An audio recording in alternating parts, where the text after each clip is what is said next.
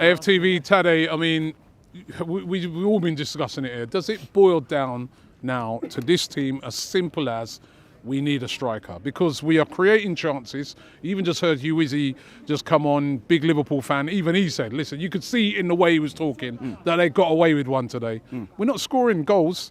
Is it as simple as that? We've got to go in the market and get a striker. I mean, if no one can see that, then maybe they should come borrow my glasses. Everyone can see it. Their parents, even their dog at home can see it. It's probably barking on the TV while they're playing that game. That's how bad we were. Every single player has been tried in that attack. Jesus is injured now. We still need him back because it's almost like we're bouncing from Nketiah. No, play Jesus. No, play Havertz. Rubbish! Plan A, plan B, all of them, attacking-wise, rubbish. And I'm going to say something, right? I knew I was having a back and forth with Lee off camera. You were aware of it. He said something about starting Martinelli. Were you surprised that Martinelli didn't start today? No, Be honest with me. Not really, no. Thank you. Because he didn't deserve it. Thank you. That's it. He didn't deserve it. He was worse than Reece Nelson today. You can come here and tell me that Reece Nelson missed the first chance, probably the first chance after beating the player.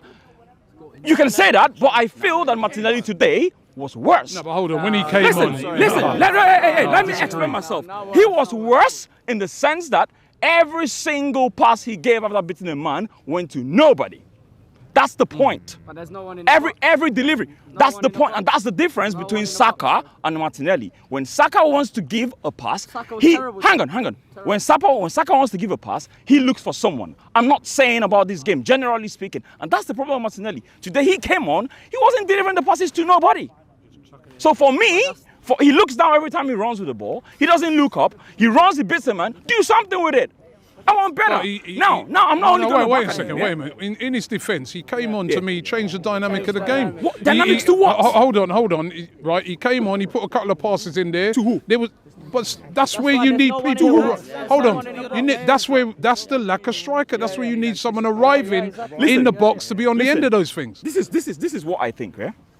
When you have a player that his own idea of playing football, and this is just my own idea of playing football.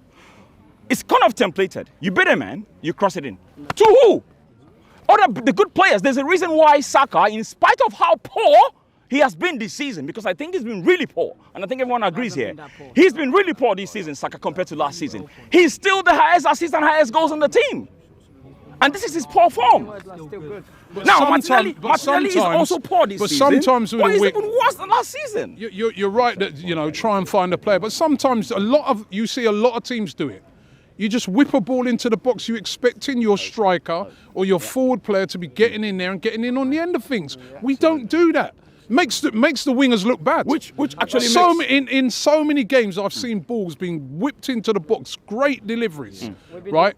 You look at Liverpool. You see Trent Alexander a lot of times, not looking per se to exactly find someone.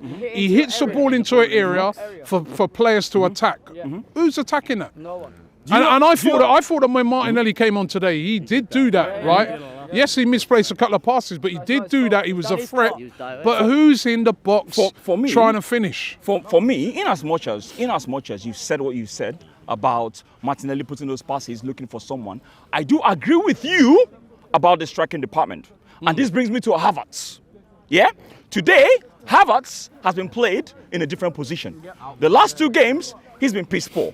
The last time I came here, you told me to apologize to Havertz.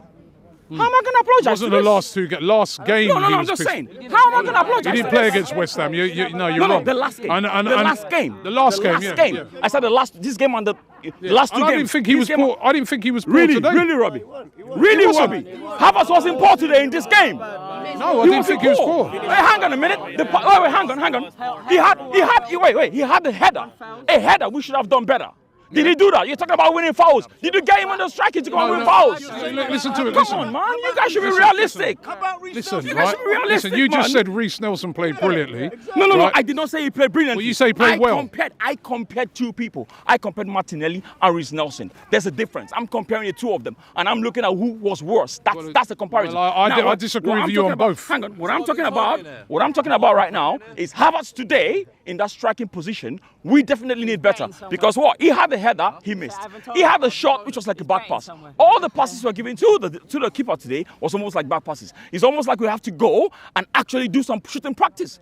Every single thing that he did today didn't amount to anything. To say he was poor today is completely wrong. Are you Right? telling me he was brilliant? No, I didn't say he was brilliant. But what I'm saying is, out of all, at least he looked like a striker today. Just didn't finish it. At least he was holding the ball up. At least he was bringing people in. At least he was playing that striker. I never saw none of that against Fulham. Right, you know, when Eddie was playing there, or you know, so at least he resembled a striker. The thing is, we need someone better than he's not a striker either.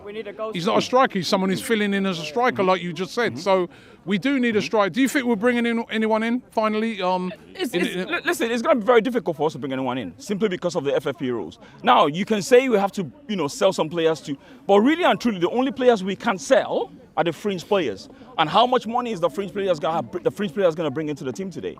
You're not going to get much. Maybe the likes of Cedric, for instance. If you sell Cedric, you can say Smith Rowe is a fringe. I like Smith Rowe, don't get me wrong. But the problem I have with him is the energy in games. I need more from him. Do you know what I mean? But then again, you can argue that he doesn't get many chances. Do you know what I mean? But I like him. You get me? I do like him, don't get me wrong. The point I'm just making is the fact that if you're going to sell some players, I won't be selling Christians. I'll be selling the likes of Cedric. But how much you're going to raise to be able to fund the likes of Ivan Toney, for instance, to come to the team? You need more, because for Ivan Toney now, you'll probably be thinking 70 million above. And are they going to be 100? Are they going to be willing to let him go? Because right now, Wisa has gone to AFCON. So who else is actually going to come into the team? And Mbembo is injured. So really and truly, they wouldn't want to sell him. If they're going to sell him, it has to be a lot of money. So listen, at the end of the day, we'll see what happens. I'm an Arsenal fan through and through. Anytime I'm here for the best of the team. Good luck, everyone.